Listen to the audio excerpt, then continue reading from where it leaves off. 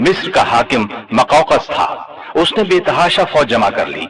कला भी हद दर्जे महफूज था। इन हालात की खबर अम्र बिन आस ने सैयदना उमर को दी तो उन्होंने 10,000 फौज और भेजी और उनके साथ बुजुर्ग सहाबी जुबैर बिन अव्वाम को सालार मुकर्रर किया। उनके हाथ पर कला फतह हुआ। इसके बाद इस्कंदरिया की बारी आई। इस्कंदरिया की फतह के बाद सैयदना उमर ने अम्र बिन आस को मिस्र का गवर्नर मुकर्रर किया। दरियाए नील मिस्र का एक बहुत बड़ा दरिया था। तारीख में है कि एक दिन बहुत से मिस्री अम्र बिन आस के पास आए और कहा, इस साल दरियाए नील में पानी बहुत कम रह गया है, हमारी फसलें बर्बाद हो रही हैं। पुराने जमाने से ये रस्म चली आ रही है कि जब दरिया में पानी कम हो जाए तो हम एक मुकर्रर तारीख को एक कुंवारी लड़की चुन लेते हैं। उसके वालिदैन की मर्जी से उसे निहायत कीमती जेवर और कपड़े पहनाकर दुल्हन की तरह बना देते हैं, फिर उसे दरियाए नील में गिरा देते हैं। इस तरह दरिया में पानी चढ़ जाता है, इर्द गिर्द के तमाम इलाके सैराब हो जाते हैं। अगर आप इजाजत दें तो हम ये रस्म अदा करें। अम्र बिन आस ने कहा, यह तो बड़ी जालिमाना रस्म है। जवाब में उन्होंने कहा, अगर आपने हमें ये रस्म अदा करने की इजाजत न दी तो मुल्क में कहत पड़ जाएगा, हम तबाह हो जाएंगे। अम्र बिन आस ने फरमाया, तुम लोग नादान हो। अल्लाह के हुक्म के बगैर दरिया में पानी हरगिज कम या ज्यादा नहीं हो सकता। इस्लाम ऐसी फजूल रस्मों को मिटाने के लिए आया है। मैं तुम्हें एक बेगुनाह लड़की पर जुल्म करने की इजाजत नहीं दूंगा। मिस्री मायूस होकर लौट गए। इत्तेफाक से दरिया में पानी कम हो गया। लोग कहत के डर से वतन छोड़ने की तैयारी करने लगे। सैयदना अम्र बिन आस ने यह सारा किस्सा सैयदना उमर को लिख भेजा। उन्होंने जवाब में लिखा, अल्हम्दुलिल्लाह, आपने मिस्रियों को बिल्कुल ठीक जवाब दिया। इस्लाम वाकई ऐसी फजूल रस्मों को मिटाने के लिए आया है। मैं एक खत भेज रहा हूं, इसको दरियाए नील में डाल देना। अम्र बिन आस ने खत को दरिया में डालने से पहले उसकी इबारत पढ़ी। उसके अल्फाज ये थे, ए नील, अगर तू अपने इख्तियार से बह रहा है तो मत बह, और अगर तू अल्लाह ताला के हुक्म से बह रहा है तो मैं अल्लाह ताला के हुजूर दुआ करता हूं कि वो तुझे पहले की तरह ज्यादा पानी के साथ जारी कर दे। ये रुका दरिया में डाल दिया गया। दूसरे दिन जब मिस्र के लोग सोकर उठे तो उन्होंने अल्लाह की कुदरत का अजीब नजारा देखा। दरिया का पानी कई गज ऊपर चढ़ गया था, किनारों से निकलकर इर्द गिर्द के इलाकों को सैराब कर रहा था। इतना ज्यादा पानी इसमें कभी नजर नहीं आया था। ये नजारा देखकर हजारहा मिस्री मुसलमान हो गए और वो जालिमाना रस्म हमेशा के लिए खत्म हो गई। सैयदना उमर रजी अल्लाह अन्हु के दौर में इस्लामी हुकूमत 22 लाख मुरब्बा मील तक फैल गई।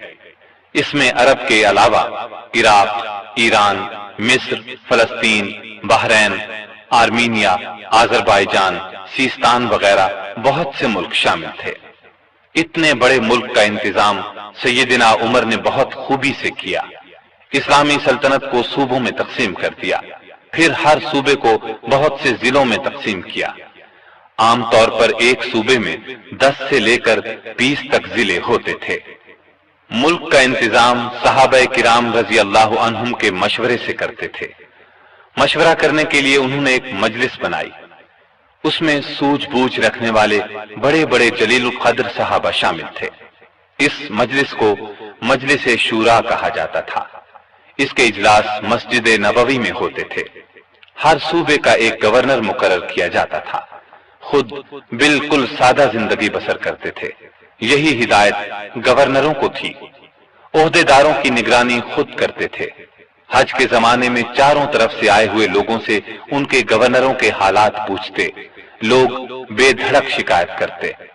लोगों के सामने इस किस्म का खुतबा देते, लोगों, तुम पर जो लोग हाकिम मुकर्रर किए गए हैं वो इसलिए नहीं भेजे गए कि तुम्हें मारें पीटें और तुम्हारा माल छीन लें, बल्कि उन्हें मैं इसलिए भेजता हूं कि वो तुम्हें रसूलुल्लाह सल्लल्लाहु अलैहि वसल्लम के तरीके सिखाएं। अगर किसी ने इसके खिलाफ किया है तो मुझसे बयान करो ताकि मैं उसका बदला लूं। लोगों को आम इजाजत थी कि वो किसी वक्त भी अपनी शिकायत पेश कर सकते थे। एक मर्तबा मिस्र के एक गरीब शख्स ने शिकायत की कि गवर्नर के बेटे ने बिला वजह उसे पीटा है। आपने बाप बेटे को बुलवा लिया। جب دونوں آ گئے تو سیدنا عمر نے اس غریب کو کوڑا دے کر فرمایا، جتنے کوڑے اس نے تمہیں مارے تھے اتنے ہی تم اسے مارو۔ اس غریب نے کوڑے مارنے شروع کیے۔ جب تعداد پوری ہو گئی تو عمر نے فرمایا، اب 2-4 کوڑے گورنر کو بھی مارو، لیکن اس غریب نے ایسا کرنا پسند نہ کیا۔ جزیرے کے گورنر کے بارے میں اطلاع ملی کہ وہ باریک لباس پہنتے ہیں، دروازے پر دربان بھی مقرر کر رکھا ہے۔ آپ نے انہیں فوراً بلوا لیا، ان کے کپڑے اتروا کر بالوں کا بنا ہوا کرتا پہنا دیا اور بکریوں کا ایک ریوڑ منگوا کر انہیں حکم دیا کہ جنگل میں جاؤ اور ان بکریوں کو چراؤ۔ گورنر کا نام ایاز بن غنم تھا۔ وہ رسول اللہ صلی اللہ علیہ وسلم کے صحابی تھے، ایک صوبے کے گورنر تھے، اس لیے جب انہوں نے کہا کہ وہ آئندہ ایسا لباس نہیں پہنیں گے تو عمر نے انہیں معاف کر دیا اور عہدے پر واپس بھیج دیا۔ ایاز بن غنم جب تک زندہ رہے موٹا لباس پہنتے رہے، پھر انہوں نے کبھی باریک لباس پہنا نہ دروازے پر دربان رکھا۔ خالد بن ولید رضی اللہ عنہ اسلام کے بہت بڑے جرنیل تھے، انہوں نے 20 لڑائیاں لڑی، بڑی بڑی حکومتوں کے لشکر ان کے مقابلے میں نہ ٹھہر سکے۔ سیدنا عمر کے زمانے میں جب خالد بن ولید فتوحات پر فتوحات حاصل کر رہے تھے تو عین اس حالت میں عمر نے انہیں سپہ سالاری سے معزول کر دیا۔ جب لوگوں نے وجہ پوچھی تو انہوں نے فرمایا، مسلمان یہ خیال کرنے لگے تھے کہ یہ فتوحات خالد بن ولید کی وجہ سے ہو رہی ہیں، جبکہ فتوحات ہمیں اللہ تعالی کی مہربانی سے ہو رہی ہیں۔